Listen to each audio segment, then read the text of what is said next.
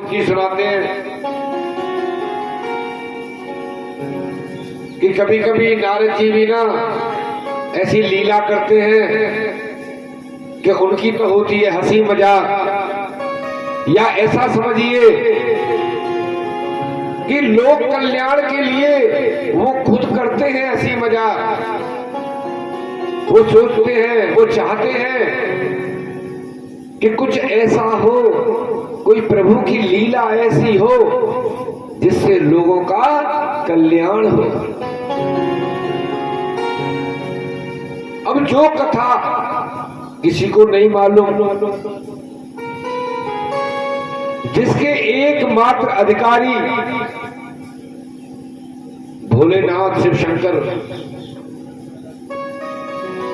और उनको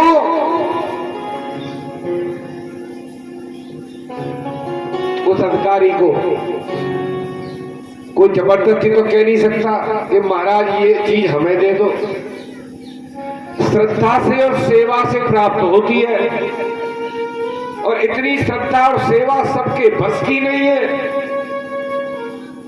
तो इसलिए नहीं भी मिल पाती है। जो करता है प्रयास उसको मिल जाती है। तो सबको मिल जाए ऐसा भाव नारद जी का। मैया के पास पहुंच गए, पार्वती जी से बोले मैया, बोले हाँ बोलो कैसे आए। अरे हम क्या आए, हम तो बहुत दिनों से एक बात कहने की सोच रहे थे, आज मौका मिल गया। बाबा नहीं है, आप अकेली हो तो बता देते हैं। भैया बोली बता भैया ऐसी क्या बात है। बोले आपने कभी भोले बाबा से पूछा है कि इनके गले में जो मुंडों की माला लटकी रहती है ये कहां से आई, क्यों डाल के रखते मरी मराओं की माला को लटकाते, जानती हैं आप। बोले बात तो सही कह रहे, और आपको भी सोचना चाहिए माथे, आपके साथ बाबा रहते हैं, मुंड मालाओं को डाल के रखते हैं, अच्छे लगते हैं क्या, आपको भी अच्छा लगता है क्या। भैया बोली भैया हमें तो बिल्कुल अच्छा नहीं लगता है, पर करें क्या, उनका तो वेशभूषा ही ऐसी है। बोले नहीं, बात वेशभूषा की नहीं है, आज आप पूछो उनसे, ये कहो कि ये उठा के ये कंठी वंठी माला जो डाल रखी है ना मुंडों की, इसको फेंक दो, निकाल। बोले कहो, फिर देखो जब आपको असलियत पता चलेगी तो मैं मालूम ही नहीं किस किस की मुंड की माला डाले डोलते। अच्छा आज ही ले भैया, और आप तो जानते हो जरा सी बात हो माताओं से कहे भर दो, बस फूंक मारने की भी जरूरत नहीं है, अपने आप जल उठेगी अगली। जरा सी चिंगारी डाले आए नारद जी और आकर के दूर दुबक गए। अब देखें क्या होता है। बाबा आए, वृषकेतु जब वृषभ से उतर के नीचे पहुंचे तो देखा कि स्वागत करने वाली माता, दौड़ के आने वाली माता, जल लेकर आने वाली माता आप तो मुंह फुला के बैठी है। भोलेनाथ खुद ही आ गए। बोले भाई आज तुम्हारी माता कहाँ है। गढ़ बोले वो तो उधर बैठी है बर के नीचे। अरे उनको मालूम नहीं हम आ गए। बोले खूब पता है, तुम्हारा ना दिया इतनी जोर के करे, दूर से मालूम पड़ जाए कि तुम आ गए, पर अब क्या करें, मैया ना बोल रही। भोलेनाथ गए, मनाया, अरे देवी क्यों नाराज हो, क्या बात होगी, बात तो बताओ क्या चाहिए, वही आएगा, बताइए नाराज क्यों। बोले हमें कुछ नहीं चाहिए, हमें तो एक बात बताओ। बोले क्या, कि ये गले में डाल के घूम रहे हो ये क्या है। बोले तुम छोड़ो, इसका क्या करोगी। नहीं बतानी पड़ेगी, और बतानी नहीं, ये निकाल के फेंकनी भी पड़ेगी। भोलेनाथ बोले इस काम को नहीं करो। बोले नहीं, या तो बता दो कि ये किसकी माला है, ये क्यों डाल के घूम रहे हो, और नहीं तो आज से हमारी तुम्हारी रसोइया अलग अलग। भोलेनाथ बोले ठीक है तो सुन लो, तुम हम पर शक कर रही हो ना, शंका है ना तुम्हें, तो हम बता, ये सब तुम्हारे ही मुंड है। अब तो मैया और आश्चर्यचकित कि कहा कह रहे हो, मैं यहाँ जिंदी बैठी हूँ और मेरे मुंड तुमने लटका रखे, कहाँ की बात कर रहे हो?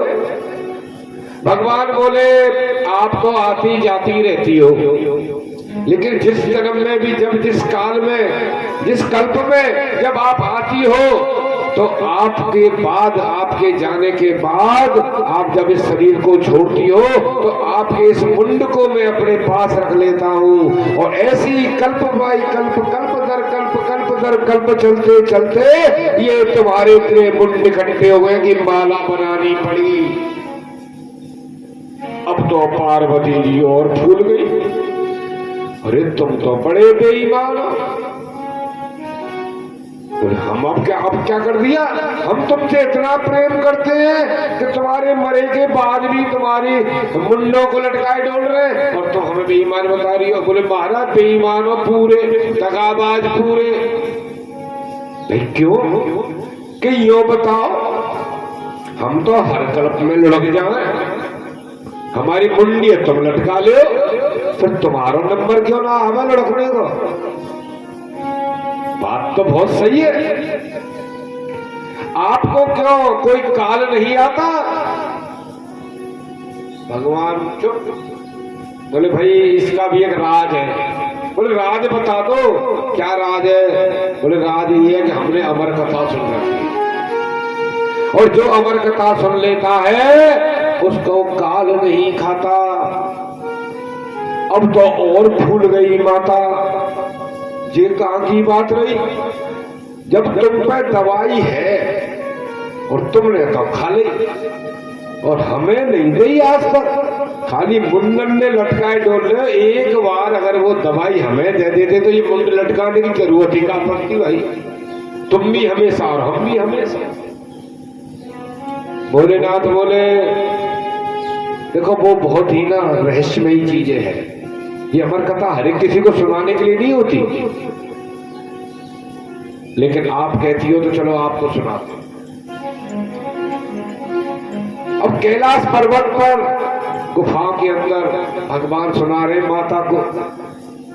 भगवान बोले एक काम कर लीजिए कि हाँ कि हूं ही हूं करनी है, क्योंकि मैं तो कथा करता हूं आंख बंद करके, मैं तो देखूंगा ही नहीं कौन सामने बैठा है, कौन पीछे बैठा है, कौन कहां बैठा है, लेकिन मुझे आवाज आती रहनी चाहिए कि हूं। तो इससे क्या होगा कि मुझे लगेगा कि तुम सुन रहे हो।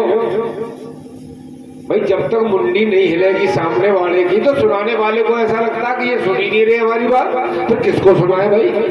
जब सामने वाले की नजर मिलती है, हूं करता है, कहानी सुनाते थे ना पहले।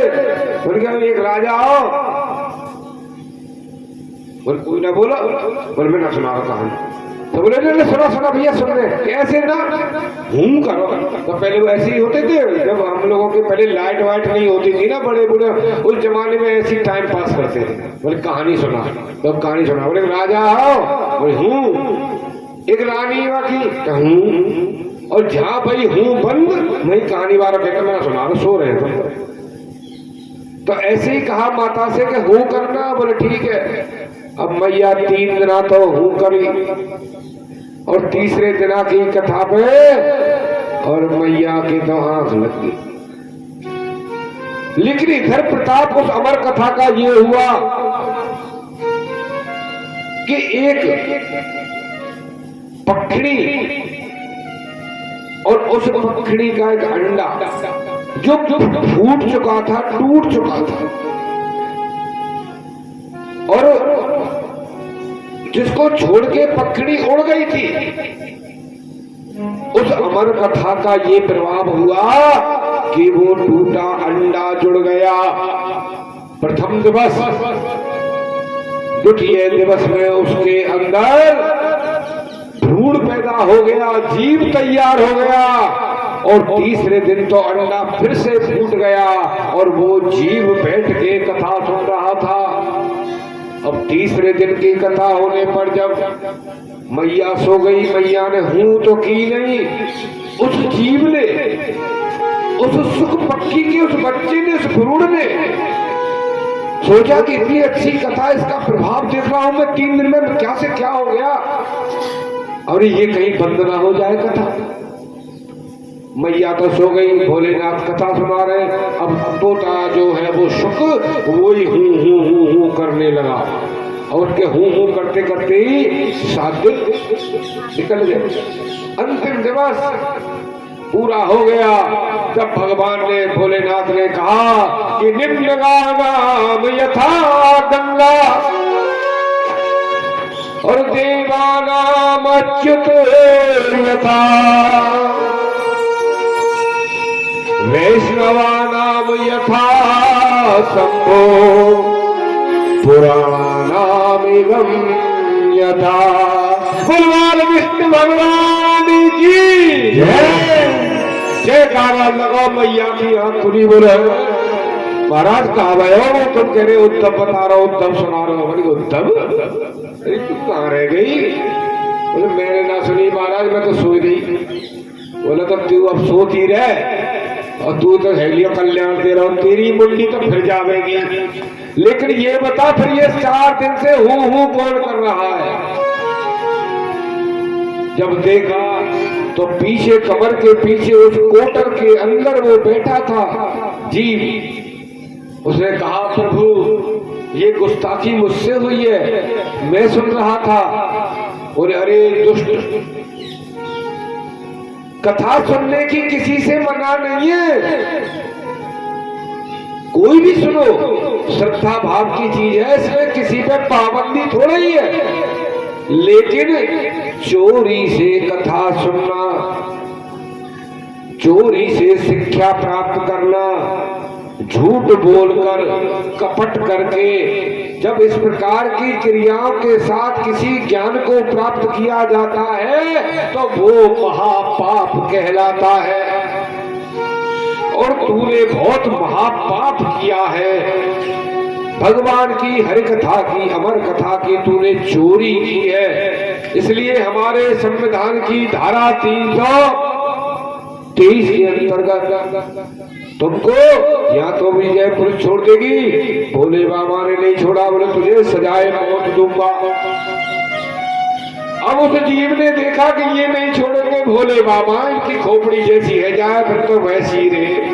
खुश है गए तो भस्मासुर ते कहते कर ले भस्म का के मूड पे धर दे। किसी के मूड पे हाथ रखे है, बोले तेरी रख के देखो यहाँ आ जा। बोले जाते ऐसी काम। अब उसके पीछे लग के तुझे मारूंगा। अब वो भागा। भागा क्या, प्राण तो वहीं निकल गए। सुखदेव जी के प्राण तो वहीं निकल गए। उस देह से वो देह पड़ी रह गई और प्राण निकल के भागे। अब वो प्राण जो अमर हो गए और अमर कथा सुन चुके, भगवान की भक्ति रस से परिपूर्ण हो गए, ऐसे प्राण वो भगे जा रहे जो प्राण महान हो चुके थे, जो आत्मा महात्मा हो चुकी थी, जो आत्मा परमात्मा से मिल चुकी थी, उसकी कथा सुन चुकी थी। उसका होता तो क्या, पर भगवान तो भोलेनाथ है, दौड़ लिए पीछे पीछे। यहाँ वेद व्यास जी के आश्रम पर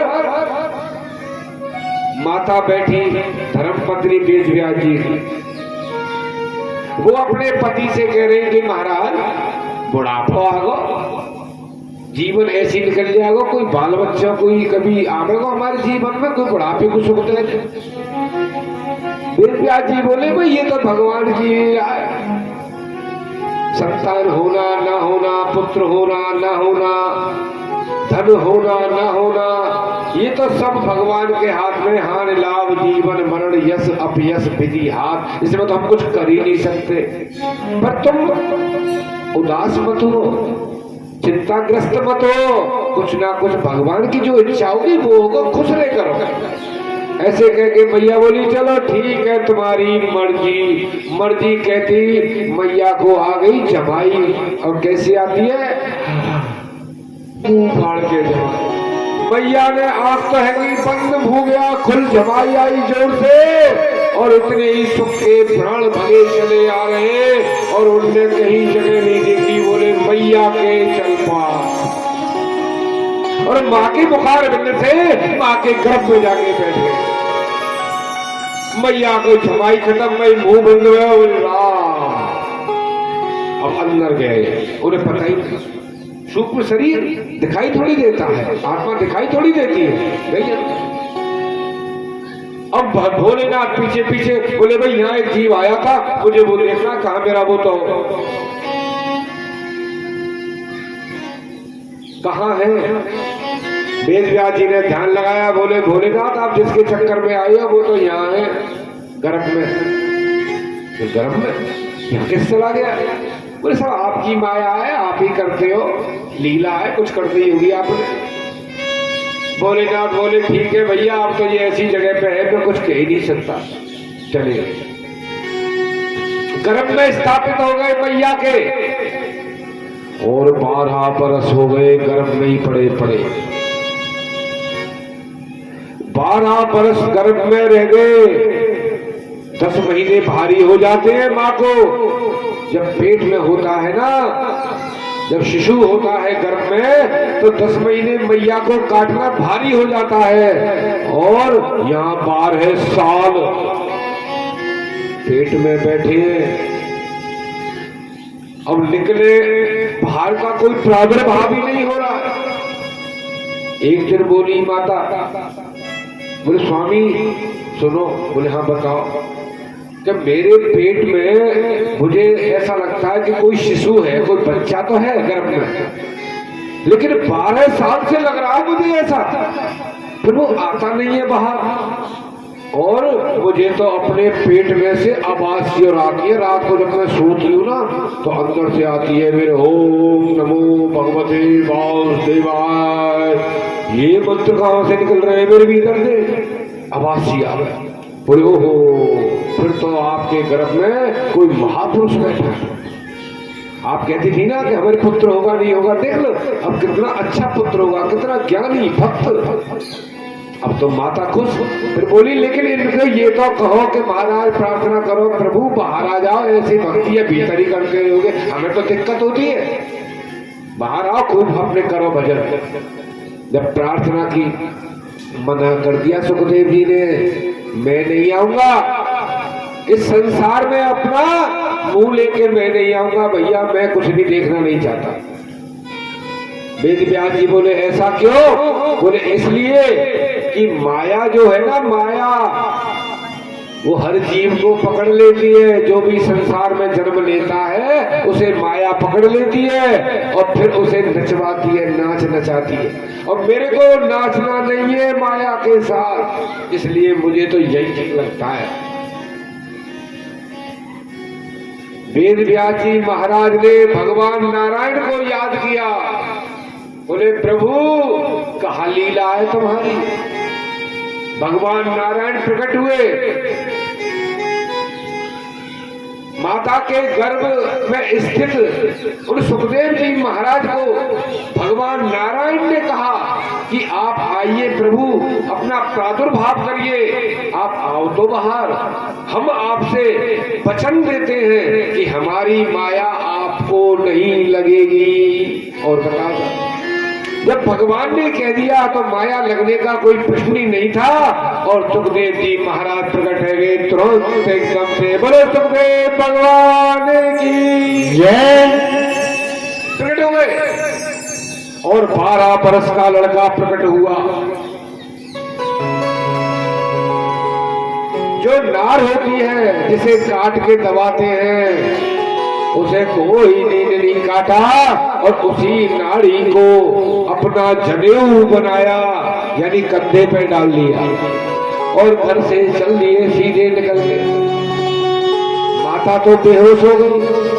पीछे पीछे पिताजी भग रहे, बेटा रुक बेटा रुक रुक रुक। और उन्होंने सुनाई नहीं, वो चलते चले गए चलते चले गए चलते चले गए। जब रुके नहीं, वन में पहुंचे तो वन में जाके गायब हो गए, पता नहीं कहाँ चले गए झाड़ियों में। और वहां तरह तरह के विलाप कर रहे थे।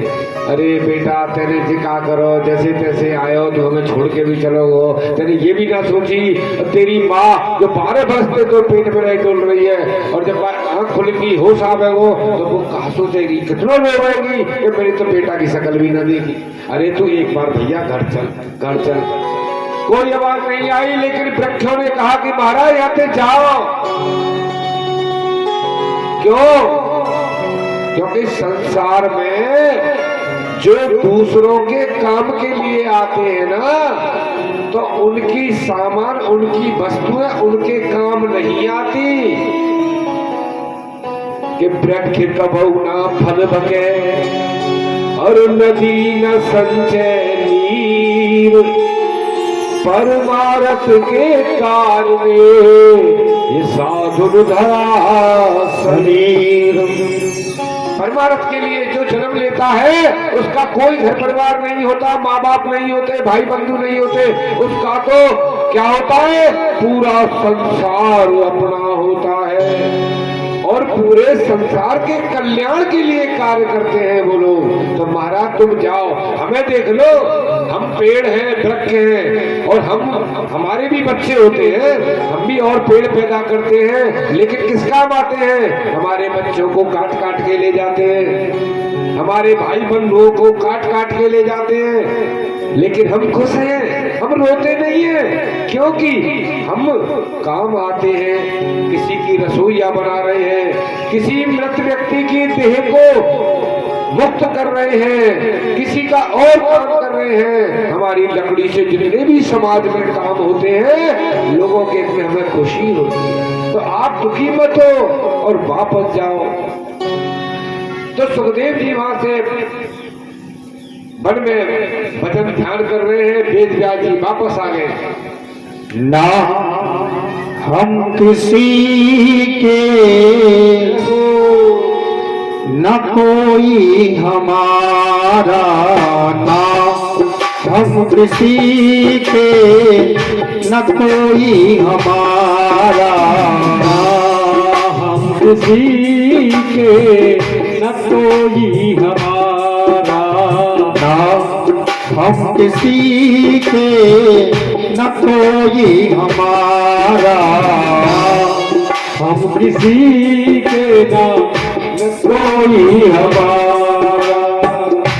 झूठे जगत से किया रे किनारा, हम किसी के न कोई हमारा, हम किसी के न कोई हमारा, ना हम किसी के न कोई हमारा, ना हम किसी के न कोई हमारा।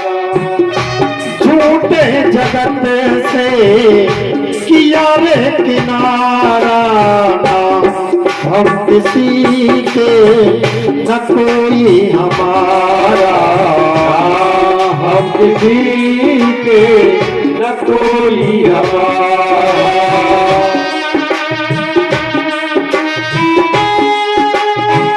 जय हो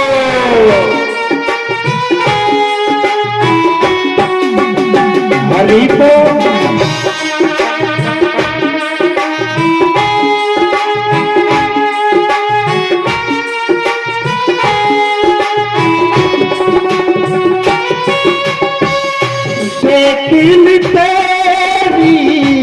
दुनिया सारी हुई ना किसी की, क्या होगी हमारी, हुई ना किसी की न होगी हमारी, हुई ना किसी की होगी क्या हमारी।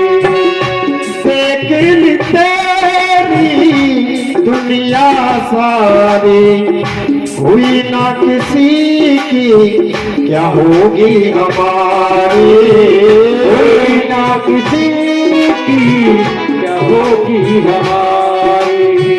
बहुत देख लिया मैंने जगत का नजारा, हम किसी के न कोई हमारा, ना हम किसी के न कोई हमारा।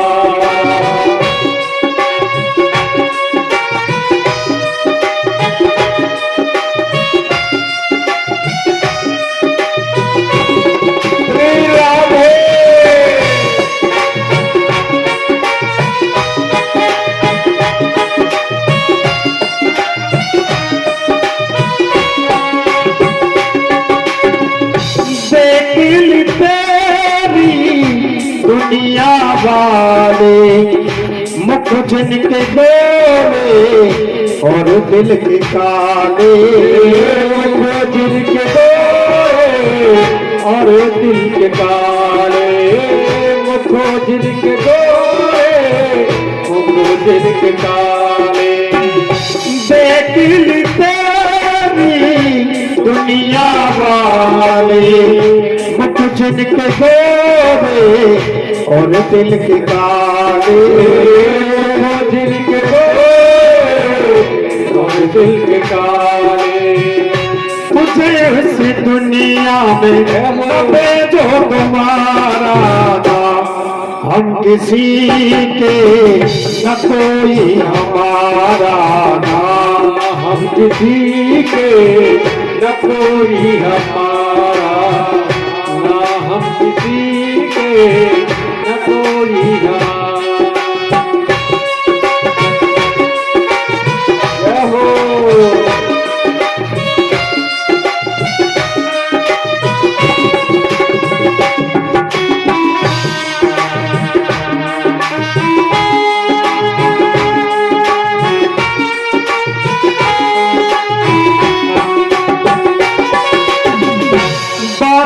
बिहारी से ये मेरा कहना,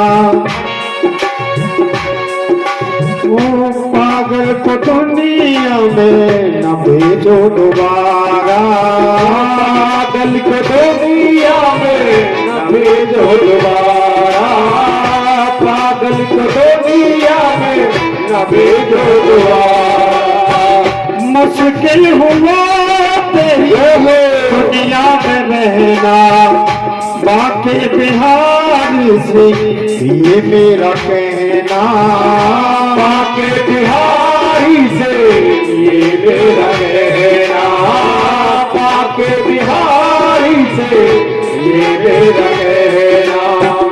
पागल को दुनिया में न भेजो दोबारा, हम किसी के न कोई हमारा नाम, हम किसी के न कोई हमारा नाम,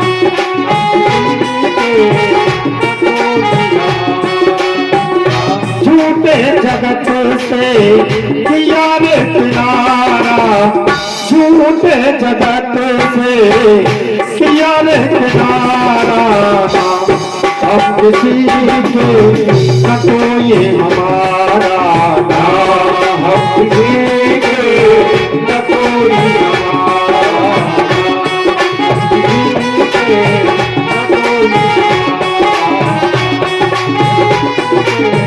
न कोई हमारा। बोलिए दाऊ जी महाराज की जय। श्री सुखदेव जी महाराज यहाँ वन में निवास कर रहे। उधर वेद व्यास जी महाराज को नारद जी के द्वारा प्रेरित करके श्रीमद् भागवत महापुराण की रचना की गई। अब यहाँ एक नियम होता है कि किसी ग्रंथ को, किसी पुराण को, भगवान की किसी कथा को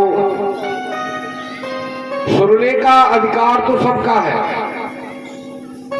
लेकिन सुनाने का अधिकार सबका नहीं है। इसमें नियम है, सुन तो कोई भी लो, सुनने में कोई बुराई नहीं, लेकिन सुनाने का अधिकार किसके अंदर है, किसको होना चाहिए, इसका यहाँ नियम है। अब इस चीज के लिए ऐसा कौन हो सकता है? इसमें सबसे पहली बात होती है एक ऐसा प्रवक्ता, ऐसा वक्ता, वो ऐसा जीव हो जिसे संसार से किसी प्रकार का मोह न हो, जिसके हृदय में मोह, ममता, वासना निवास करती होगी, वो कथा के वक्ता के पद पर स्थापित होने योग्य नहीं होता। अब उन्होंने सोचा कि भाई मैंने इतनी अच्छी चीज बना ली है, 18वीं मेरी पुराण तैयार हो गई है, लेकिन लोगों को कौन सुनाएगा, संसार के लोगों को इसे कौन सुनाएगा, मैं किसे सिखाऊं इसे, किसको दूं, ऐसा विचार कर रहे थे। तो कुछ लोगों ने परामर्श दिया कि महाराज आपके पुत्र जैसा तो इस संसार में कोई है ही नहीं, जिसे जन्म लिया और जन्म लेते ही जो घर को त्याग के चला गया, माता पिता की सूरत नहीं देखी जिसने, ऐसे बड़े त्यागी से बढ़कर और कौन हो सकता है, आप उन्हीं को सिखाइए। वेद व्यास जी ने कहा बात तो सही है। फिर गए मन में प्रार्थना की, जोर जोर से आवाज लगाई कि बेटा तू जहां भी है आजा और मैं तुझे कुछ सिखाऊंगा बताऊंगा, लेकिन ऐसे नहीं होगा, वो नहीं आए। फिर वेद व्यास जी ने अपने बच्चों को जो विद्यालय में वहां पढ़ते थे, अपने शिष्यों को एक श्लोक देने भागवत जी का कि ले भाई इसे ले जा और इसे ले जा करके वहां पर बोलना। अब वन में जाकर के वो जोर से बोले, जब श्लोक सुना में, इस श्लोक को सुन करके सुखदेव जी महाराज और बनी में से बाहर निकले, आके बोले भैया ये कौन सुना रहा था? वो बच्चे बोले हम सुना रहे थे। बोले तो हमको और सुनाओ ना। बोले और हमसे नहीं आता। बोले और क्यों नहीं आता? बोले हमारे गुरुजी ने इतना ही बताया, अगर तुम्हें पूरा सुनना है ना तो हमारे गुरुजी के पास चलो। अब कृष्ण नाम की ऐसी लीला है कि रस जब एक बार आता है ना जिब्या पे तो वो स्वाद जाता नहीं, फिर ऐसा लगता है कि भाई तुमने इतना सा नहीं, मुझे फिर दिल से ही खिला दो भैया। किसी किसी के यहाँ भोग भंडारा होता है, अब कोई हम जैसे आया, आपने कहा कि प्रसाद पा लो, अरे हमने कहा नहीं यार हम प्रसाद नहीं पा रहे, आप ऐसा करो जरा सा दे दो। अब आपने थोड़ा सा हमको दिया, हमने खाया तो हमको तो बड़ा स्वाद आया। अब हम क्या कह रहे हैं आपसे कि भैया पूरी थाली लगा ला, अब तो तेरी खीर बड़ी स्वादिष्ट बनी है, हम तो और खाएंगे।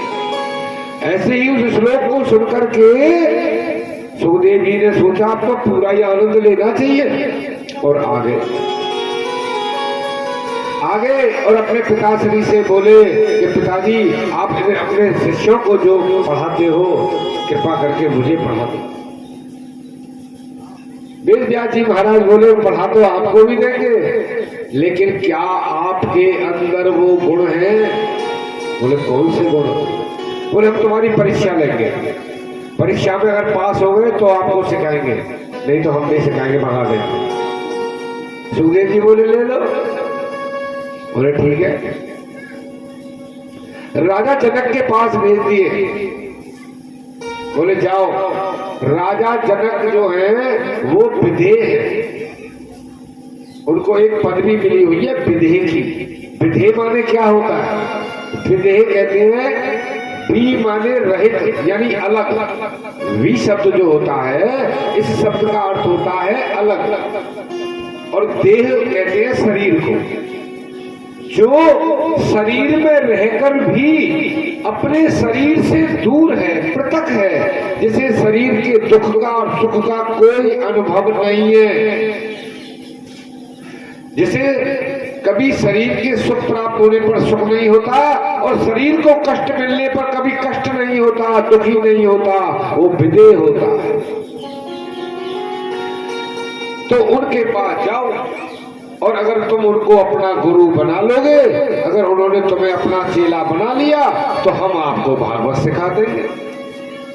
सुखदेव जी आ गए जनक जी के महलों में। उनको पता चल गया कि सुखदेव जी को भेजा गया है यहाँ पर परीक्षा लेनी है, तो द्वार पे ही खड़ा कर दिया और द्वारपालों से कह दिया कि इनको अंदर मत आने देना जब तक मैं ना बोलूं। द्वार पे आए सुखदेव जी, हाथ जोड़ के बोले भैया हमें राजा जनक जी से मिलना है, मिलवा दो। बोले बाबा अभी यही खड़ा रहे, अभी कोई किसी से मिलने की बात नहीं है, खड़े रहो। तो ठीक है, खड़े हो गए। एक दिन गुजर गया, 2 दिन गुजर गए, 3 दिन गुजर गए, 4 दिन गुजर गए, इसी प्रकार से सप्ताह गुजर गया, पक्ष गुजर गया, और जब मास गुजर गया तब पूछा जनक जी ने, अरे वो द्वार पे आए थे, सुखदेव हैं, खड़े हैं क्या? तो वो कहते हैं,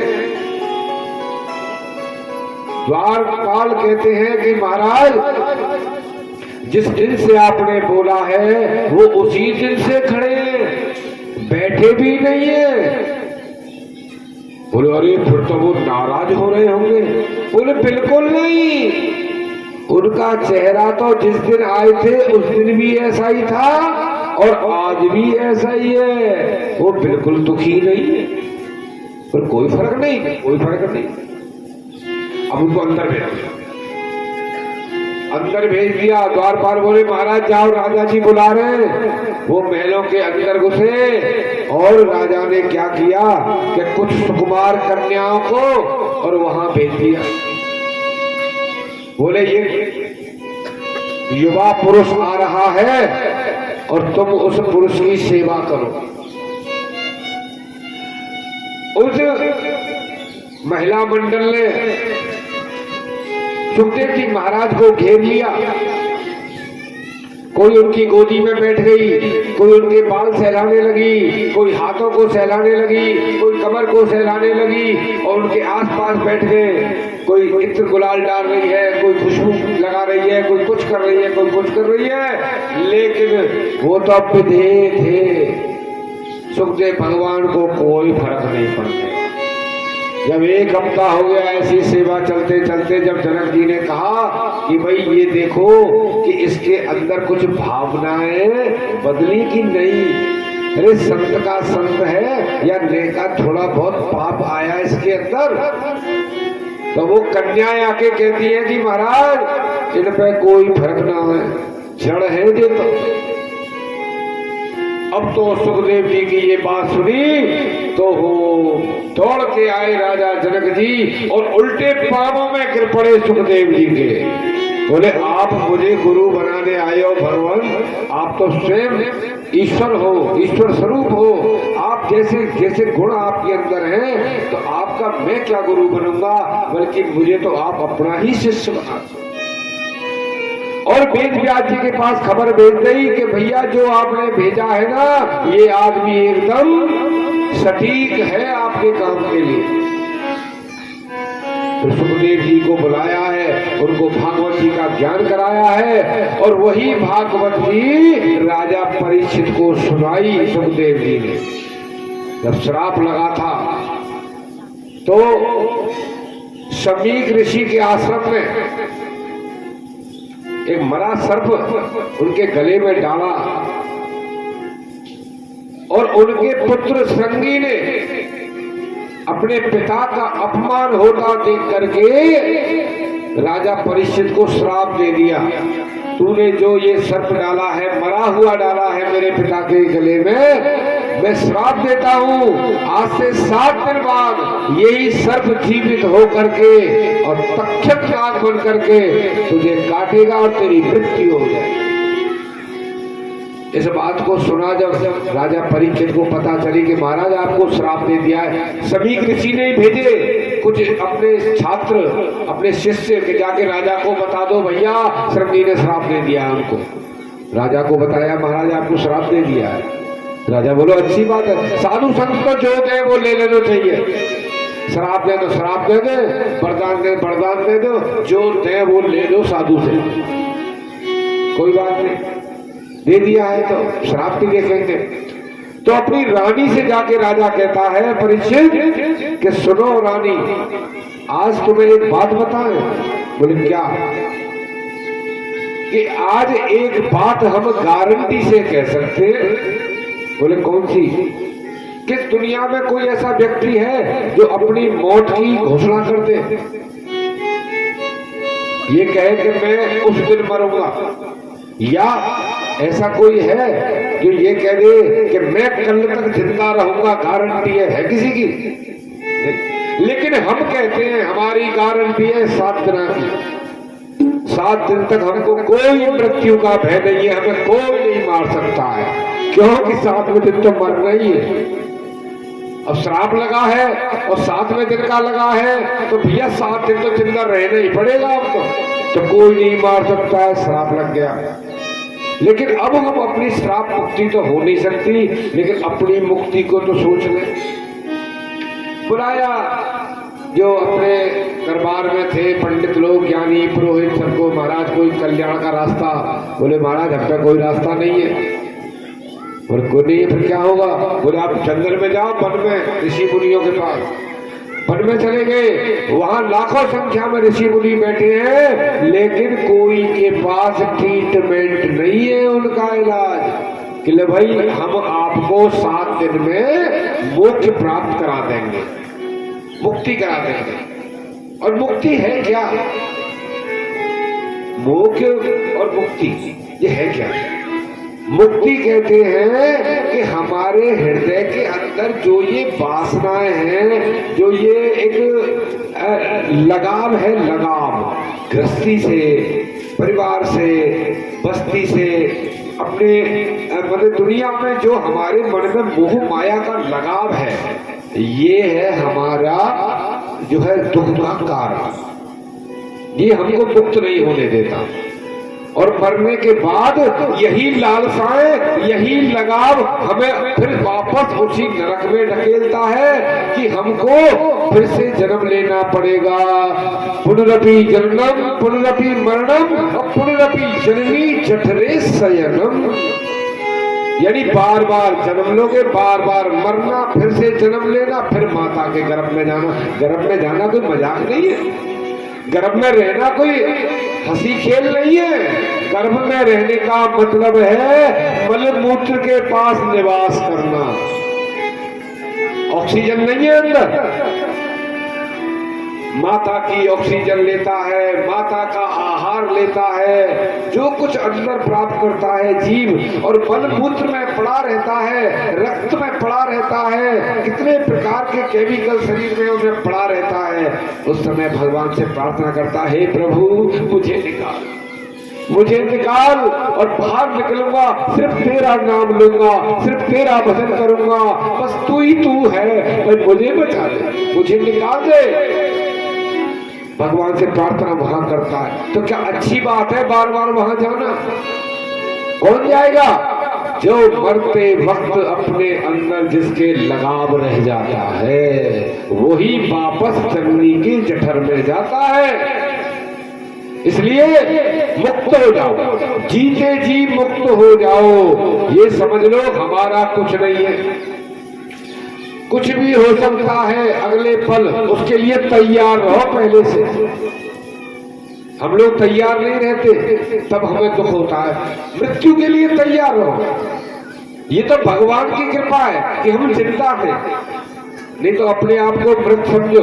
अगला पल क्या हो कोई पता है क्या? यहाँ से उठ के जाए क्या हो जाए कोई जानकारी है क्या?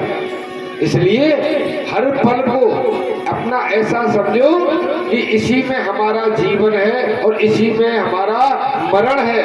तो हमें वही घड़ी, वही क्षण हमें सार्थक निकालना चाहिए, निरर्थक नहीं। तो मुक्ति क्या है? मुक्ति है जीते जी मोह माया का बंधन छूट जाए, हमारे हृदय में वो भाव ना रहे कि हम यहाँ बैठे तो भी हमारे मन में मोह माया, घर में भी मोह माया, मरते मरते मोह माया। इसी मोह माया के चक्कर में पड़ के प्राणी ये जो 84 जो योनि भोगता है, वो इसी माया के चक्कर में पड़ के, इसी मोह के चक्कर में पड़ के बनता है। और नहीं तो जीव मुक्त होना चाहे तो क्षण भर में मुक्त हो जाता है। एक साधु के पास चला गया कोई भगत, बोले बाबा, बोले हाँ बेटा, कि भाई बाबा वो माया से छुड़वा दे, भाई तेरे पावन ने परू में बाबा, भाई मुंह पे कृपा कर, मुझे इस माया से छुड़वा दे, तेरी बड़ी कृपा होगी बाबा। बाबा बोले अच्छा, कि हाँ बाबा ठीक है बेटा। बाबा खड़े हुए और बाबा उठ के गए, और जैसे ये वृक्ष है सामने, वो वृक्ष पे जाके बाबा ने और वृक्ष को ऐसे जाके पकड़ लिया, ऐसे पकड़ लिया वृक्ष, और वृक्ष को पकड़ के बाबा बोले, अरे ओ बेटा, ओ लाला, देख वो या पेड़ से छुड़ाइयो भैया, अरे छुड़ाइयो या पेड़ पे थे, या पेड़ में पकड़ लियो भैया, पेड़ पे छुड़ा दे। तो वो भगत बोला, हे बाबा हद करे, तेरी का पकड़ो पेड़, और तू क्या पेड़ ने पकड़ लिया, अरे छोड़ दे छूट जाएगा। बोले तो यही तो मैं तो समझाना चाहूँ बेटा, माया फट छोड़ दे छूट जाएगी, और ना छोड़ेगा तो तू ही तो पकड़े पड़ा है। बता तू कौन ने पकड़ो, बता तू तेरे बाप ने पकड़ रखा है कि तेरी माँ ने, तेरी पत्नी ने, तेरे भाइयों ने, तेरी बहनों ने, पुत्र ने, पुत्री ने, किसने पकड़ा है? अगर ये ऐसी पकड़ने वाले हैं तो जब जाने का नंबर आता है तो कैसे छोड़ देते हैं, कैसे जाने देते हैं? क्योंकि किसी ने किसी को नहीं पकड़ा, तू अपने मन से पकड़े पड़ा है ना। तो मेरी माँ, मेरा बाप, मेरा भैया, मेरी मैया, मेरी गैया, मेरा खेत, मेरा मकान, मेरी दुकान, मैं पकड़ के कौन घूम रहा है? मैं, तुम घूम रहे हो। इसी तरीके से जैसे मैंने पेड़ पकड़ लिया, ऐसी तूने माया पकड़ी हुई है भैया, छोड़ दे हो जाएगा। तो इसमें कुछ नहीं है, मुक्ति है जीते जी की। तो इस बात के लिए कोई ऐसा तैयार नहीं था जो परीक्षित राजा को 7 दिन में उसके हृदय से, उसके दिल से, मन से काम, क्रोध, लोभ, मोह, ममता को नष्ट कर दे। ऐसा कोई है ही, सबकी मुंह लटके बैठे हैं। उसी समय देवियों से सुखदेव जी महाराज चले आ रहे हैं, नंग धड़ंग, तन पर वस्त्र नहीं, चेहरा इतना खिला हुआ। मैं बताया ना, आनंद, जो आनंद की परिभाषा यहाँ नजर आ रही है सुखदेव जी के चेहरे को देखकर।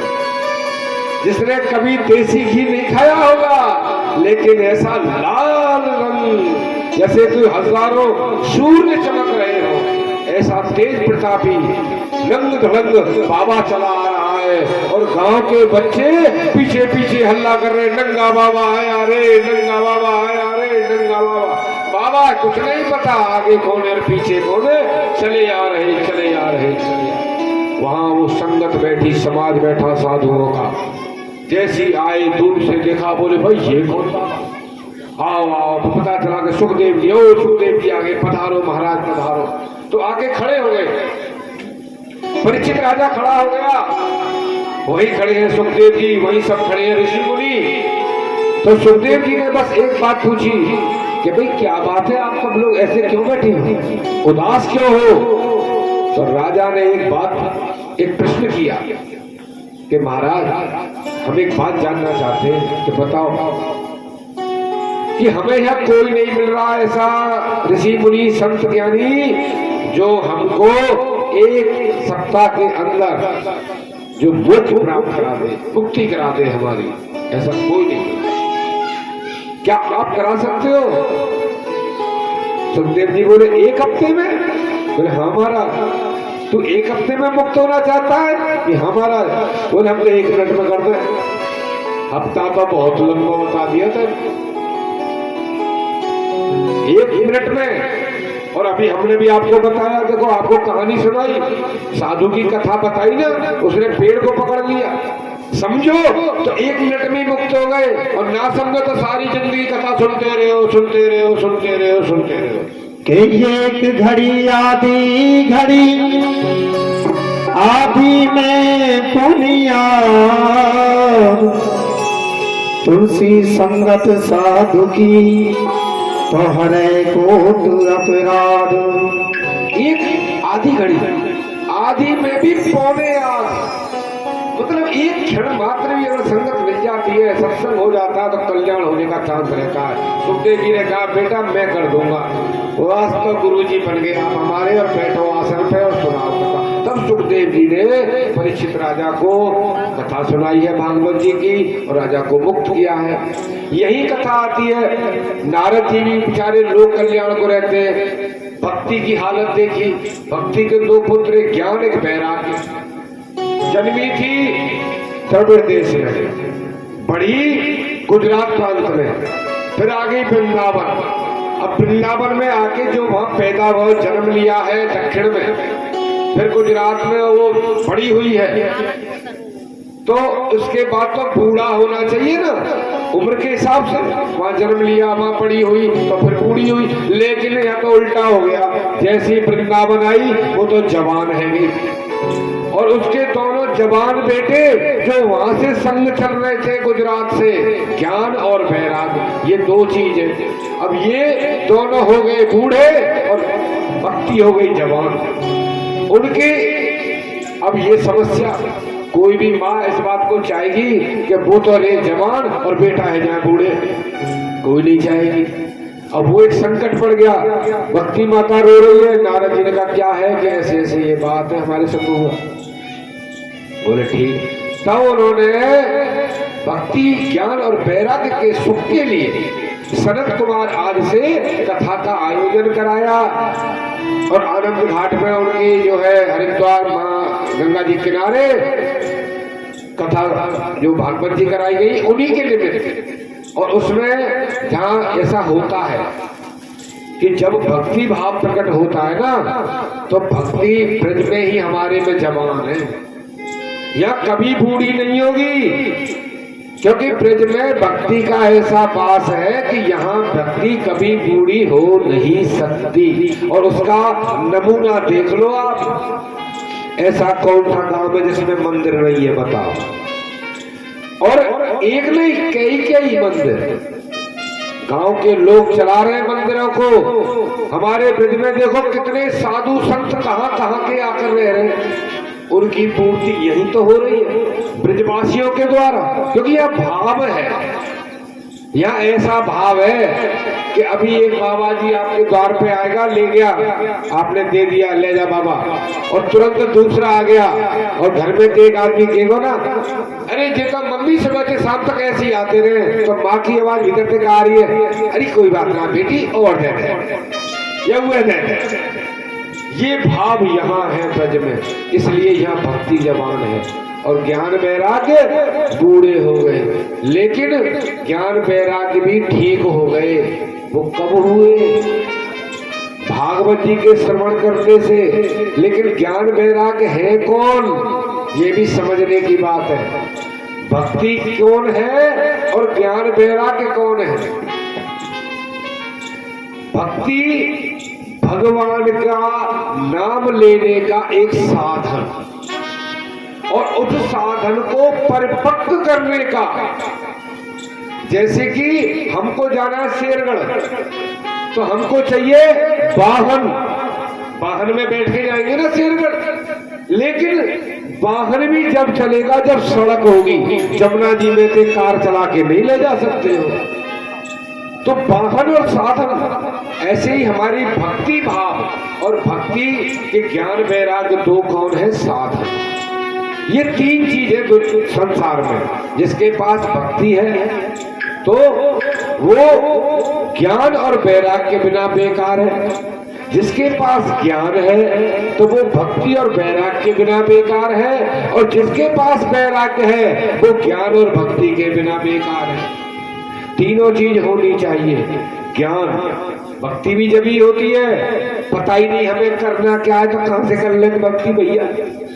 गोपाल जी कैसे नभाने, क्या करना है, किस चीज से खिलाना, किस चीज से नहलाना, यानी कोई नॉलेज तो होनी चाहिए। ज्ञान होगा तब तो, तभी तो गुरु बनाए जाते हैं, तभी संतों से परामर्श लिए जाते हैं, ब्राह्मणों से पूछा जाता है। हमारे घर में जब कुछ होता है हम पंडित को लाते हैं, क्यों?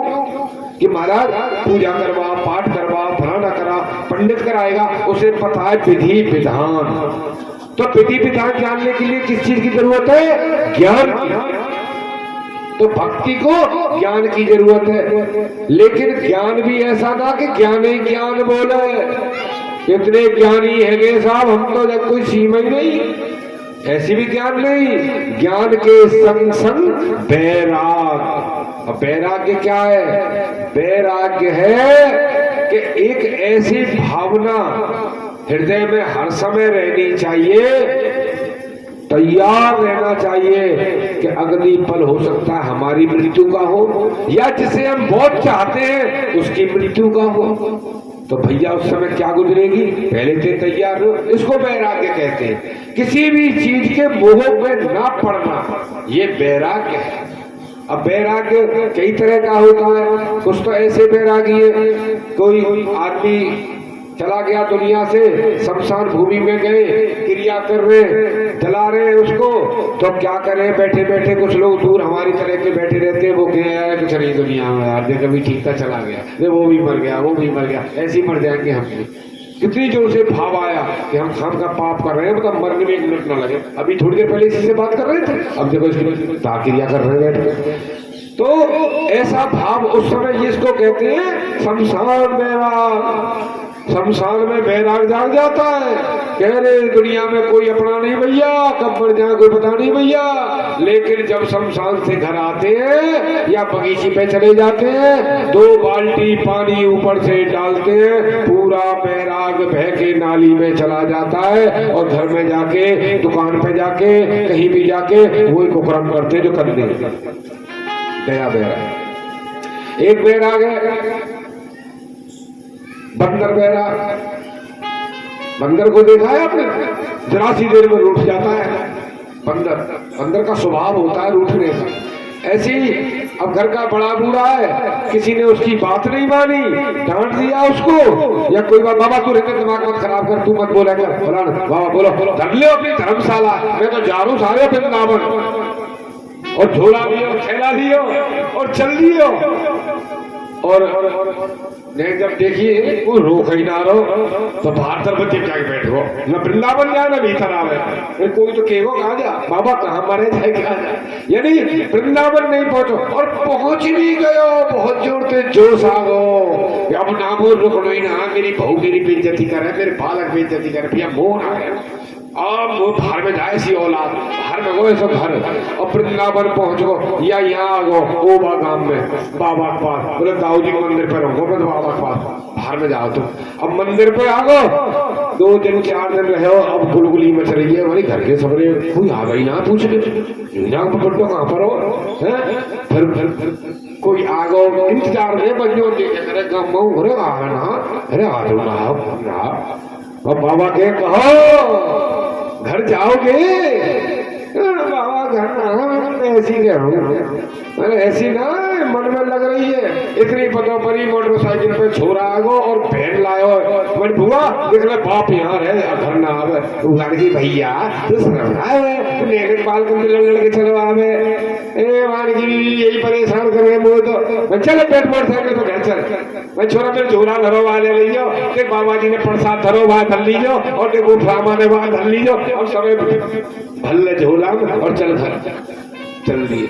इसको कहते हैं बैराग। ये बैराग नहीं है, बैराग मन से होता है, हृदय से होता है, और हर समय बैराग का भाव होता है।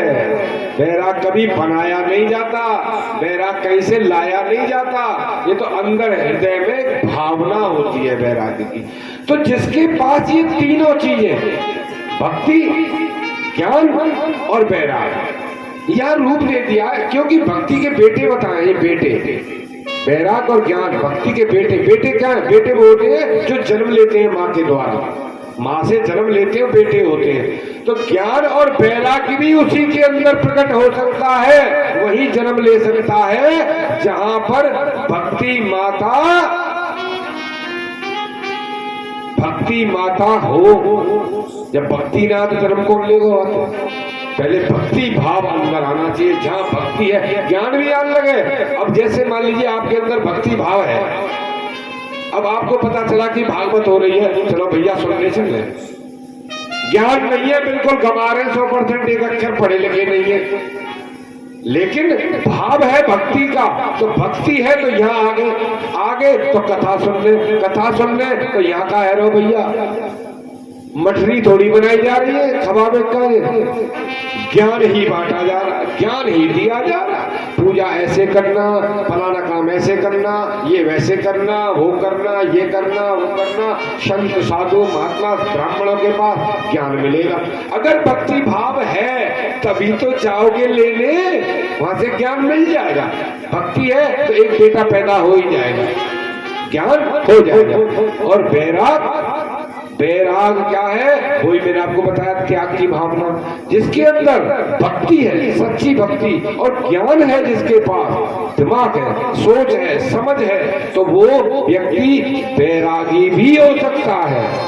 वैराग भी वहां पैदा हो सकता है। अब ढूंढ गवा रहा है, कितनों समझा लो वो समझ के नहीं दे वो, लेकिन ज्ञानी पुरुष को एक बार समझाना तो जल्दी समझ जाता है। जैसे कि तुलसीदास जी के साथ घटना हुई थी, जब उनकी धर्मपत्नी ने उनको डांट दिया, दुत्कार दिया, भगा दिया, ये कह करके कि अस्थि जन्म में देवम जामे ऐसी प्रीत, और जो कहूँ होती राम में तो न होत भयभीत। अरे तू कैसे डोला, तो शर्म ना आवे, या मेरे शरीर के पीछे ऐसे आए हो, तू पागल की तरह।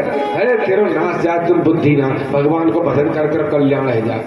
तब उनके दिल में ठेस लगी थी, तो और कोई होता ना तो उसको इतना पीटता अपनी पत्नी को कि वो ज्ञान दे रही है, ये ब्याह करो मेरे सुनते। ये मूर्ख की पहचान होती, लेकिन वो ज्ञानी थे, पढ़े लिखे थे, उन पे ज्ञान था, तो उन्होंने सोचा कि बात तो ठीक कह रही है, जो भी कह रही है बात है तो सही कह रही है, क्योंकि ज्ञानी को पता है सही क्या है और गलत क्या है। ये जो कह रही है ना, गलत नहीं कह रही है। वास्तव में इतना पढ़ के लिख के सब कुछ होते हुए मेरे पास भगवान के भजन ना करके, भगवान का गुणगान ना करके, या बैयरवानी पीछे डोल लो, मेरा तो नाश को तो खुद ही काम कर रखो, यानी बिल्कुल सही कही। तो तुलसीदास जी ज्ञानी थे, तुरंत पत्नी की बात मान ली और उसी दिन से घर को त्याग दिया। और आज महाराज क्या कह रहे, तुलसीदास जी की बनाओ रचनाओं से आज हम अपना जन कल्याण कर रहे हैं। तो सब कुछ हो जाता है ज्ञान यदि होगा तो, लेकिन सबसे पहली आवश्यकता है, प्राथमिक आवश्यकता है भक्ति। जब तक भक्ति नहीं है, भक्ति भाव नहीं है, तो तुम कछु हो सभ्य। तो इस प्रकार से जब समझा रहे हैं इधर भक्ति भाग उनका भी, तो एक प्रश्न किया है कि महाराज कैसे कैसे लोगों का कल्याण होता है इससे, भागवत जी से। तो कहते हैं ना कि कोई ऐसी दवाई भी हो जो एक ही दवाई सब रोगन में फिटे जाए। बहुत से साधु महात्मा का, गुरु गोरखनाथ के वहां चले जाओ, गुरु गोरखनाथ के यहाँ वो धूना में से वो मिलती है, बस कोई बीमारी हो बस दवाई एक ही है, बीमारी ना हो। बालाजी चले जाओ, एक ही बात दवाई है, खाली दर्शन करो, बीमारी को छुओ, कल्याण का दवाई एक ही। ऐसे ही दवाई एक ही है भागवत जी, और बहुत कुछ बीमारियों को, बहुत कुछ उनको ही ठीक करती है। तो उन्होंने कहा कि क्या ऐसे पापी, बहुत दुष्ट आत्माओं के व्यक्ति जिसने जीवन भर दूसरों को दुखी दुख दिया हो, क्या ऐसे लोगों का भी कल्याण हो जाता है? तब कहा सुखदेव जी ने कि भैया जीते जी कितना भी माने करो हो, उसके अलावा जो व्यक्ति जिंदा है तो भी अपने आप को सुधार सकता है और मुक्त हो सकता है, और जो मर गया तो उसको भी उसके मरणोपरांत मुक्ति मिल सकती है, शांति मिल सकती है। ये वो दवाई है। इसमें उन्होंने एक आत्मदेव ब्राह्मण की कथा सुनाई थी। ऐसे तो आप सब लोग कथा सुन चुके हैं, सब बहुत भरी पड़ी बातें हैं, लेकिन उसका जो सार है, आत्मदेव कौन है? आत्मदेव है हमारी आत्मा। हम और आप सब आत्मदेव हैं। ये नहीं कि इस कथा में आया है वो एक आत्मदेव था, हम भी आत्मदेव, आप भी आत्मदेव। आत्मदेव कहते हैं जिसकी आत्मा देवत्व प्राप्त कर लेती है, जो भगवान के पूजा पाठ, सेवा, ध्यान, भजन, श्रवण, कीर्तन, संकीर्तन, इनमें जिसकी रुचि होती है, वेद शास्त्र पढ़ने में जिसकी रुचि होती है, वही आत्मदेव है। तो उस आत्मदेव ने विवाह किससे किया?